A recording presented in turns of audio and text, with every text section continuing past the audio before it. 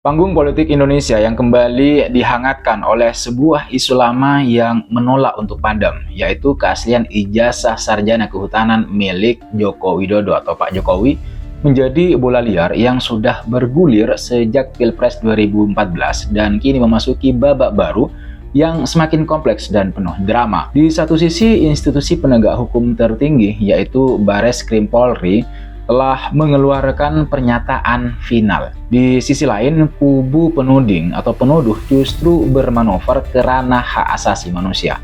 Pertanyaannya pun ya mengemuka, dan ini menjadi inti dari pembahasan kita di konten kali ini. Apa sebetulnya yang dicari oleh kubu Roy Suryo dan kawan-kawan?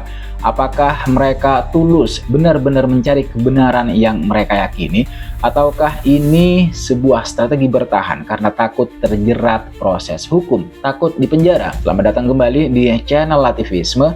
Segala hal yang berkaitan dengan politik, terutama politik Indonesia, akan selalu kita bahas di channel ini. Jadi bagi kalian yang berkenan, silahkan kalian klik tombol like-nya dan jangan lupa juga klik tombol subscribe-nya. Mari kita mulai dari fakta hukum terkini, teman-teman. Hari ini genderang penegasan itu ditabuh oleh Direktorat Tindak Pidana Umum Bareskrim Polri setelah melakukan serangkaian proses klarifikasi atas laporan yang dilayangkan oleh Pak Jokowi pada akhir April kemarin.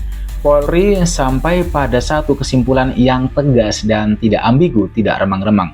Hasilnya apa? Hasilnya diputuskan bahwa ijazah sarjana kehutanan milik Pak Jokowi itu dinyatakan asli dan sah. Ini bukan sekedar pernyataan tanpa dasar. Polri menjelaskan bahwa proses verifikasi ini itu melibatkan pengecekan dokumen dengan teman seangkatan Pak Jokowi sendiri dan berbagai dokumen lainnya. Akan tetapi, dalam politik, titik terang ya seringkali dianggap sebagai awal dari babak baru yang lebih gelap. Dan benar saja teman-teman sekalian, saat ijazah Jokowi ini dinyatakan asli dan sah, Roy Suryo CS itu malah melaporkan adanya kriminalisasi atas laporan yang dibuat oleh Pak Jokowi. Roy Suryo CS ini melaporkan dugaan adanya kriminalisasi ke Polda Metro Jaya dan Komisi Nasional Hak Asasi Manusia atau Komnas HAM. Laporan tandingan yang dibuat oleh Roy Suryo CS atau kawan-kawannya ini adalah seolah-olah berisi pesan bahwa laporan yang dibuat oleh Pak Jokowi sebelumnya itu adalah bentuk pembungkaman dan upaya untuk mengkriminalisasi warga negara yang sedang menggunakan haknya untuk bertanya dan melaporkan dugaan tindak pidana. Mari kita pahami logikanya yang sebenarnya. Roy Suryo CS ini menuduh Jokowi menggunakan ijazah palsu, merasa nama baiknya dicemarkan dan dituduh melakukan kebohongan publik. Tentu saja Pak Jokowi atau pihak-pihak lain yang mungkin punya masalah yang sama akan melaporkan para penuduhnya ini ke pihak yang berwajib. Dalam konteks ini, dalam konteks Pak Jokowi telah melaporkan, mengambil langkah tegas dengan melaporkan para penuduhnya ke Bareskrim Polri. Ini dilakukan bisa saja atas dasar pencemaran nama baik maupun penyebaran berita bohong atau disinformasi. Nah, laporan inilah yang oleh kubu Roy Suryo CS dianggap sebagai kriminalisasi terhadap akademisi. Mereka mencoba membingkai pertarungan ini bukan lagi sebagai sengketa kebenaran ijazah yang sejak awal dituduhkan, melainkan sebagai pertarungan antara warga negara yang kritis melawan kekuasaan yang represif, seolah-olah begitu. Dengan mendatangi Komnas HAM, mereka seolah ingin berkata, "Lihat, kami adalah korban. Hak kami untuk bersuara sedang coba direnggut." Mereka seolah ingin berkata seperti itu. Apa-apaan ini? Ini sudah di luar substansi. Substansi tuduhan dan persoalan mereka adalah ijazah palsu. Lalu sekarang ketika ijazah sarjana kehutanan Pak Jokowi dinyatakan asli dan sah oleh Bareskrim Polri, mereka malah mencela-mencele dengan menyebut itu sebagai pembungkaman kritik, kriminalisasi terhadap akademisi. Apa-apaan ini? Roy Suryo CS itu sama sekali bukan akademisi. Mereka bukan ilmuwan dan peneliti. Karena bagaimana bisa mereka tidak konsisten dengan apa yang sejak awal mereka perjuangkan, mereka tuduhkan. Disinilah pada akhirnya kita sampai pada pertanyaan sentral. Apa mau mereka sebenarnya? Mari kita analisis dua kemungkinan utama yang saling berkelindan dalam konteks atau kasus ini. Kemungkinan pertama, mereka genuine menolak kebenaran resmi dan meyakini konspirasi. kita tidak bisa menafikan bahwa ada sebagian masyarakat kita yang secara fundamental tidak percaya pada institusi negara. Bagi mereka, pernyataan dari Polri, klarifikasi dari UGM, atau bahkan putusan pengadilan sekalipun nanti kira-kira begitu, adalah bagian dari sebuah rekayasa besar untuk melindungi kekuasaan. Narasi Jokowi undercover yang diusung oleh Bambang Tri misalnya dan kini oleh Roy Suryo CS pada dasarnya adalah sebuah teori konspirasi besar yang menuduh adanya identitas ganda yang memanipulasi sejarah. Dalam kerangka berpikir seperti ini, teman-teman sekalian, semua bukti yang menyangkal tuduhan mereka akan dianggap sebagai bagian dari cover up. Roy Suryo yang dikenal sebagai pakar telematika mungkin merasa memiliki data atau analisis versinya sendiri yang menurut keyakinannya lebih valid daripada verifikasi institusional.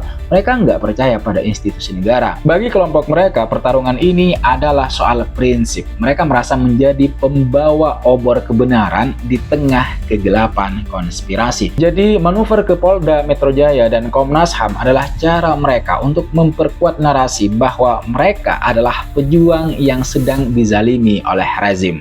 Akan tetapi ya ada kemungkinan lain, yaitu kemungkinan kedua yang lebih pragmatis dan strategis, yaitu mereka takut masuk penjara dan ini adalah strategi bertahan. Mari kita lihat dari sudut pandang hukum. Tuduhan yang dilayangkan kepada Pak Jokowi itu bukan main-main. Jika terbukti bahwa tuduhan ijazah palsu adalah fitnah dan berita bohong, konsekuensinya sangat serius. Undang-Undang ITE dan KUHP memiliki pasal dengan ancaman hukuman penjara yang tidak ringan bagi penyebar hoaks dan pencemaran nama baik, apalagi terhadap simbol negara atau pada Pak Jokowi yang pernah menjadi simbol negara. Roy Suryo seharusnya diputuskan telah menyebar berita hoax, telah melakukan pencemaran nama baik. Proses hukum terhadap mereka harus terus berjalan, harus terus dilanjutkan. Posisi mereka secara hukum itu sangat lemah, terutama setelah Polri secara resmi menyatakan ijazah Pak Jokowi itu asli. Apa langkah terbaik saat terpojok secara hukum? Ubah arenanya. Itu yang dilakukan oleh Roy Suryo. Pindahkan medan pertempuran dari ranah hukum pidana ke ranah politik dan hak asasi manusia. Nah, dengan berteriak kriminalisasi, mereka berusaha untuk mencari perlindungan politik dan simpati publik. Ini adalah upaya untuk membangun perisai. Jika nanti mereka divonis bersalah, mereka bisa mengklaim bahwa ini bukan putusan hukum, ini putusan politik. Seolah-olah pesan yang ingin disampaikan adalah mereka dihukum karena mengkritik penguasa. Ini adalah taktik pertahanan preventif. Mereka membangun narasi sebagai korban jauh-jauh hari sebelum palu hakim diketuk. Roy Suryo yang juga pernah berurusan dengan hukum dalam kasus meme Stupa Candi Borobudur tentu paham betul bagaimana opini publik dan bingkai politik bisa mempengaruhi persepsi sebuah kasus hukum. Dalam konteks ini, ya tuduhan terhadap ijazah Pak Jokowi. Jadi kedatangan dia dan kelompoknya ke Komnas HAM bisa jadi bukan tentang mencari kebenaran ijazah, melainkan tentang menyelamatkan diri mereka dari potensi jerat pidana. Ini bukan lagi soal ijazah Jokowi, ini soal nasib hukum Roy Suryo CS dan mungkin pihak lain yang juga ikut terlibat menyebarkan isu tersebut. Tetapi yang sangat disayangkan teman-teman sekalian adalah jika Polri nanti menghentikan pelaporan ini, yang berarti baik pelapor, terlapor hingga institusi negara seperti Bareskrim Polri itu tidak serius menangani kasus ini. Mereka tidak benar-benar bertarung mencari keadilan dan kebenaran, tapi sekedar memanaskan mesin politik. Atau ini hanya sebuah narasi yang dibangun untuk menyembunyikan narasi besar lainnya yang sedang berkembang di waktu yang sama. Teman-teman bisa telisik, bisa cari tahu sendiri apa kira-kira isu dan narasi besar lainnya yang juga berembus akhir-akhir ini, yang melibatkan wakil Presiden Republik Indonesia yang juga anak Pak Jokowi. Tetapi apapun motifnya, satu hal yang pasti, isu ini memiliki dampak politik yang nyata. Isu ijazah palsu, meskipun sudah berulang kali dibantah misalnya, tetap efektif untuk kemudian menggerus kepercayaan publik di segmen pemilih tertentu. Ini adalah strategi politik bumi hangus terhadap citra lawan. Tujuannya memang bukan untuk menang di pengadilan, tapi untuk menghancurkan legasi Jokowi dan menanamkan keraguan abadi di benak masyarakat. Bagi Jokowi, ini adalah gangguan yang terus-menerus menguji kesabarannya. Namun, pelaporan balik yang dia lakukan, yang dilakukan oleh Pak Jokowi juga menunjukkan bahwa ada batas kesabaran. Dia tampaknya ingin mengirim pesan ke lawan-lawannya atau ke kita semua bahwa kebebasan berpendapat tidak sama dengan kebebasan untuk memfitnah tanpa dasar. Pertarungan antara kebebasan berekspresi dan kemudian penegakan hukum atas disinformasi menjadi taruhan utamanya, teman-teman sekalian. Nah, di mana batasnya? Kapan sebuah kritik dianggap sebagai fitnah dan kapan sebuah laporan hukum dianggap sebagai kriminalisasi? Drama ijazah ini itu telah menjadi studi kasus yang sempurna untuk perdebatan tersebut. Jadi kita kembali ke pertanyaan awal, apa mau Roy Suryo dan kawan-kawan? Apakah mereka para martir pencari kebenaran yang menolak tunduk pada narasi resmi, ataukah mereka para aktor politik yang cerdik yang sedang memainkan kartu korban untuk lari dari tanggung jawab hukum? Jawabannya mungkin tidak hitam dan putih, bisa jadi ada campuran dari keduanya. Keyakinan subjektif yang dibalut dengan strategi bertahan yang pragmatis, saya kira itu salah satunya. Tetapi satu hal yang pasti, Bareskrim Polri telah memberikan stempel final dari sisi hukum. Drama ijazah ini mungkin akan segera berakhir di ruang sidang kalau dilanjutkan gitu ya.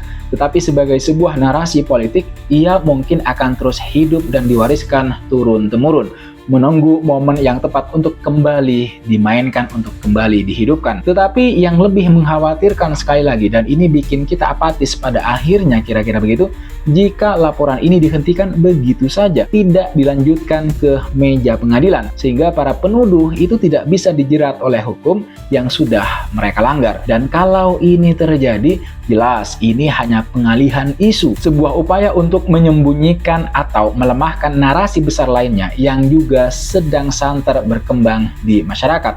Apa itu? Yaitu kedudukan dan posisi putra mahkota, yaitu Wakil Presiden Gibran Raka Buming Raka. Bagaimana menurut kalian semua? Sampaikan pendapat kalian di kolom komentar dengan tetap menjaga etika dan saling menghargai. Mari kita berdiskusi dengan sehat dan mencerahkan. Buat teman-teman yang sudah subscribe, saya sampaikan terima kasih. Buat teman-teman yang menonton video ini sampai selesai, juga saya sampaikan terima kasih. Terima kasih juga buat kalian yang sudah ngasih komen, mendukung, mensupport channel ini, biar nanti ke depan terus memberikan analisis-analisis atau pembahasan-pembahasan soal politik yang mencerahkan dan penuh edukasi. Sekali lagi, jangan lupa like, komen, dan subscribe, nyalakan notifnya. I'll see you on the next video.